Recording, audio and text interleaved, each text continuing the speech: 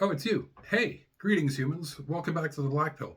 It's been a minute. What can I say? Um, we're gonna talk about heroes, and I apologize. I'm reading straight off the computer screen here. My memory is absolute trash, but we will do our best. No heroes. I'm at an age where I can't remember what I've said before, and so I find myself repeating myself quite a bit. Bear with me if you've heard some of these ideas before. They're probably worth restating. Neil Gaiman. Neil is in the news right now. Well, the stories at least are making the social media rounds. There's been a couple of important sort of expose articles. I'm not disappointed with the guy because I never stand the guy. I never idealized him in the first place. As far as I'm concerned, is just another dude getting caught doing stuff he shouldn't have been doing. Um, I didn't stand him because his work didn't really cross my path all that much. I think a colleague threw a graphic novel in front of me, maybe a study in Crimson or something, and it was good. It's just not a medium I enjoyed. I thought it was a nice play, whatever, whatever, but I didn't hero worship the guy. Um, there we are. What I saw, I liked but didn't love, and frankly, I've learned my lesson. Even if I loved his work, listened to him talk, and started falling in love with him, I'd have some serious caveats and reservations uh, about the falling in love part. Because okay, we've been through this before, right? Uh, wow, the new atheist stuff. When that was new and fresh, man, I was into it. And then the new atheists turned out, one and all, to be ridiculous right wing trolls and haters. Oh man, I loved listening to Sam Harris in the early days of Sam Harris until he got to some like super dangerous anti Muslim hate talk and then, started falling for ridiculous UFO hoaxes and whatever. Man, Richard Dawkins he makes so much sense when he's arguing about creationism. He wow, he's so clear and insightful, and he's a disgusting turf, and at least a borderline Christo-fascist who consorts with Russian bot farmers. Oh, I loved Michael Shermer's talk. His TED talk. Uh, why do people believe weird things? I think is the weird might not be the perfect adjective, but why do people believe weird things? Um, and the climate change documentary, um, Merchants of Doubt. His appearances in there, absolutely spot on. And he just lacks self awareness, man. Mm. His podcast is ultimately just a litany of anti-Islam hate speech. I wasn't too mad at any of them. You know, I heard what they said, and the parts that were good, I really, I took those to heart. Then I started watching more of their stuff, and I was like, and I let it go. I wasn't too mad at any of them because I grew up on the Cosby Show. Cosby did a lot of good in the world. He brought up, he mentored, made space for a lot of black talent, comedians, actors. He made space for future generations of people he didn't even know he was making space for. Like, could we have Chris Rock or Chris Tucker, for example, without Bill Cosby? And I suspect not. People who worked with him on that show really spoke of his care and his mentorship and his protection. And even at the time, some of that struck me as a little, his ideas were maybe a little out of line, but he cared about people and wanted them to do well and wanted to make this space and advance a cause. And he was a rapist. I was an American kid living in Britain when that show aired, and that show, it connected me to sort of my American heritage. I didn't know about race or racism. I didn't know about family dynamics and living in cities. I didn't know about jazz music and extended family. And this show, it connected me to the United States of America. It set my expectations, right? It gave me examples of how to live with parents who were at least mildly authoritarian, but well-intentioned, helping me survive my own dad, who absolutely worshipped Bill Cosby. The bottom dropped out when his story surfaced.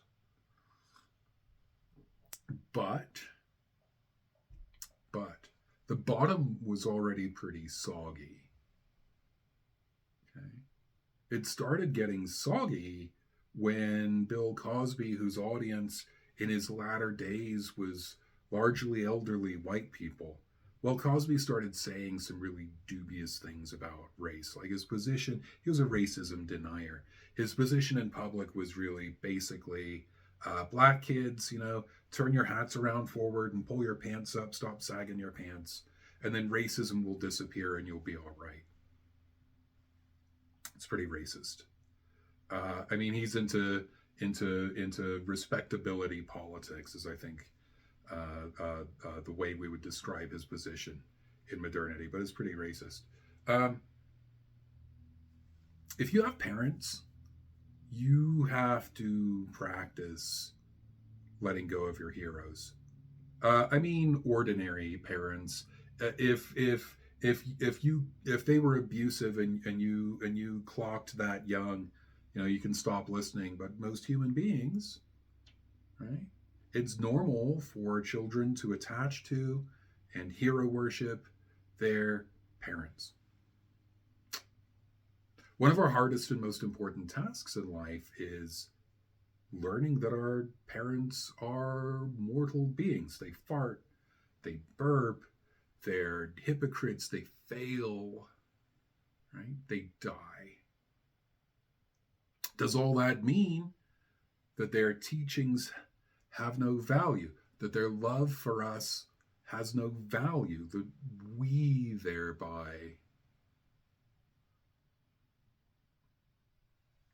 I've talked about this article more than once. I'll try to remember to link it, but as I've confessed already, I think it's called Do Ethics Professors Call Their Moms? If you Google search cheeseburger ethics and scroll through all the sponsored shit, you should see that pretty good. The ethics professor spends a whole lesson on veganism, right? And we should probably all be vegan. Animals are sentient. All the animals that we're eating, even the fish. Germany passed a law a few years back against catch and release angling because it's torture for the fish, and the fish possess some level of sentience where they have the right not to be tortured. Animals are sentient much like us. They feel pain. Farming is torture. The conditions, the slaughter. Farming meat is an environmental disaster compared to farming crops. It dehumanizes people. The workers who have to process carcasses all day. The ones who have to kill the animals all day, firing bolt guns into cows' brains. It dehumanizes people. All that stuff. Those things are fact, right? There's no argument really possible if you know anything with any of those elements of the case, and we all have to live with that in one way and another. There we are. Am I a vegan? No. And I have to accommodate to the fact that the vegans' arguments are correct. And I'm making some choices. Later on, you see that professor who made this case much more eloquently and took the time and all the research and the paperwork and whatever. You know, and you see that professor later in the cafeteria eating a cheeseburger. And you go, Prof, what the actual, what the pork, man? And the professor goes, why should I suffer? Like, the cafeteria isn't serving vegan food. I'd have to drive off campus, pay more money, take more time. It's more expensive. My individual food choice isn't killing or saving an animal, right? This cow didn't die because I'm eating a cheeseburger. It died because we're eating cheeseburgers. And that decision happened a long time before I got to the cafeteria with my $6. I get sick on specialty diets. I actually do. When I'm a vegetarian, probably not because of the things I'm not eating, but the things I'm eating to replace them. Like I literally poop blood. So I mean, I've made some decisions, and I have to live with those decisions. Does that make the position wrong? In logic, this is the argument to hypocrisy, logical fallacy argument to hypocrisy. Because you are not living the position you're advancing, the position is wrong. No.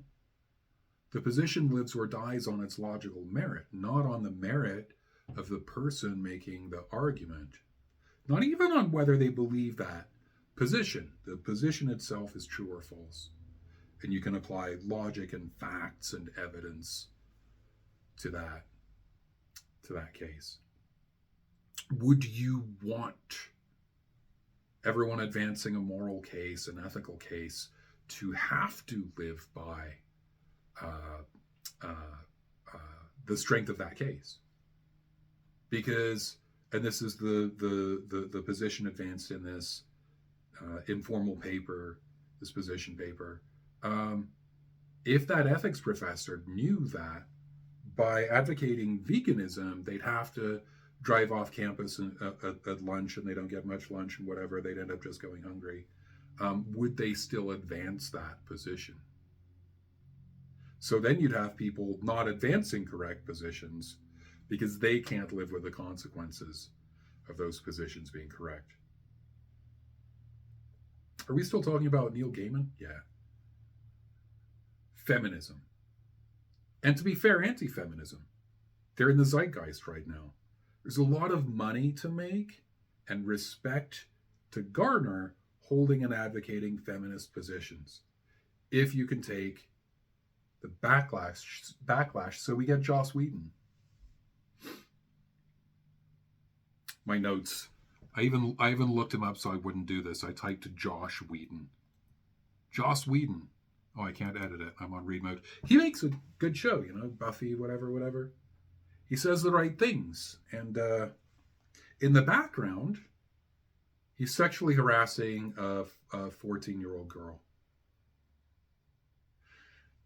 I mean, we could make a list. But does this invalidate all the correct things that he said? Because he was saying them for money? Maybe even believed them but couldn't live them? Are they wrong? Does that make them wrong? Argument to hypocrisy.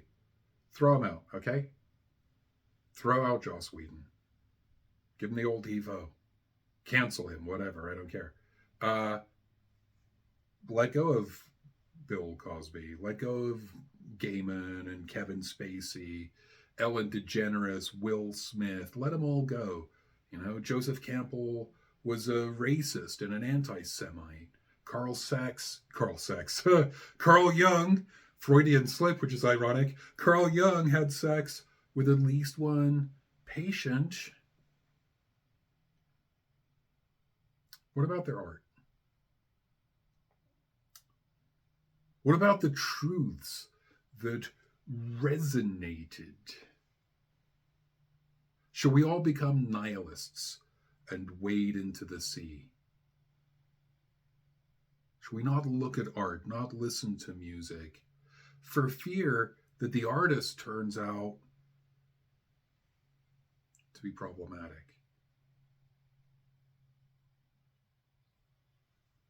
Martin Luther King was not a saint. He wasn't an angel. He was a man who gave a shit. He had the tools and he had the talent and, frankly, the support of tens of thousands of people to get some work done. He was embarrassed by the Nobel Prize. He was a humble man. He was embarrassed by it, right? He said, give this to the people really doing the work. I'm just the face of the movement. I'm just the figurehead. What a great dude. It would be so easy. It'd be so easy to hero worship the good Reverend Dr. Martin Luther King, and he cheated repeatedly on Coretta Scott. If I remember correctly, she's publicly forgiven him for what it's worth, if that matters to you, but he was a man. And when he was tested with power and opportunity, he failed. He failed. So let's toss out the whole civil rights movement. Girl, no. Love what he did. The old Dion song from 1968, right? Didn't they try to do some good for you and me? Love him as he was. Human. Flawed, brave, broken. When you love a person, you don't throw them out. When they're flawed, you love them with their flaws, including their flaws, their humanity. He was flawed, like us. When we put people up on the pedestal, Frank Herbert, a little bit of doggerel from one of the Dune novels, probably the third one. Second one where Paul Atreides has to discredit himself. It goes, here lies a toppled god. His fall was not a small one. We did but build his pedestal, a narrow and a tall one. If King was a saint or a superhero, then any flaw tarnishes the whole movement, and only a perfect person can change the world. Bullshit. Bullshit. He was just a dude. He wasn't more special than you. You can change the world. Join a movement. Be one of the tens of thousands of people to whom he commemorated his Nobel Prize. Push on that moral arc of the universe. Bend it toward justice. Stop waiting for a perfect man to come along and do it. Anymore, I don't get new art. I don't get new writers, new speakers.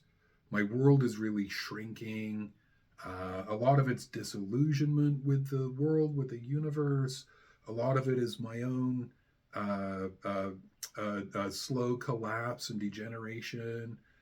But for the last 10 years, when I was reading new things and broadening my horizons, I've been very wary about loving any public figure. They're not important. Not the singer, but the song. I'll take this idea. I'll take that turn of phrase. I'll take those references. Put them back out there. Some way that's important. My students sometimes, they stand on my shoulders and they see further than I do. Right? I had this idea about borderline personality, and it was objectively gross. And a student, she didn't come at me directly, but in group work, she's like, he says this thing, and I just can't agree with that. I think this other thing, And she was right. She was right. When I can, You know, defensiveness gets in the way a lot now because I'm old. I'm weak. My memory is going. I'm not fast with the arguments anymore. So I always feel threatened when people challenge me. I'm disgusted by this, but I feel threatened by those challenges. When I can work through the defensiveness in enough time, right? I applaud people. I applaud that student. I wrap their ideas into the next iteration of the talk or the lesson or the presentation or my expression into the world. Sam Harris. Sam Harris has some ideas worth listening to. So does Michael Shermer. Yeah. Cosby did a lot of good in the world. In a way, their popularity is more about us than them. They gained varying amounts of fame and thus power because they're good ideas, they're noble and worthy thoughts. They resonated with people who were ready for those, you know?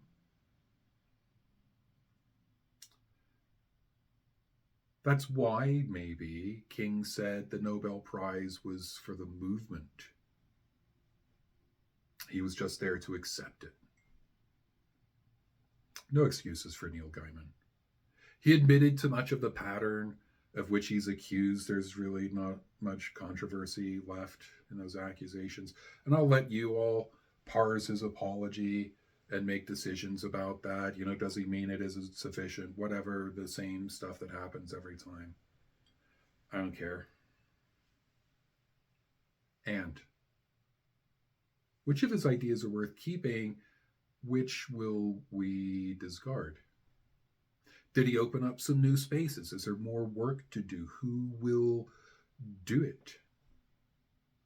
How will we keep those spaces open in a way that maybe he was jamming them up? I don't have heroes anymore. Not to say I'm happy or I've made a profound revelation, it's just that heroes serve no more function in my life. Too much disappointment with individual people, with society. But it's also just a profoundly wrong way of thinking.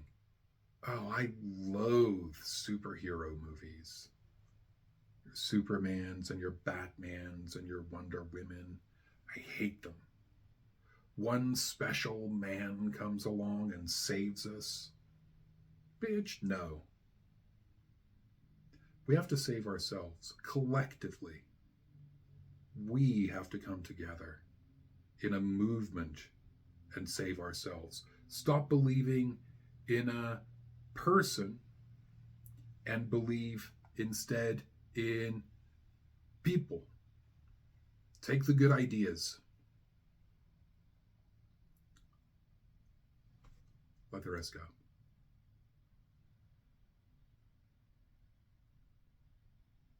That's it. Okay, bye.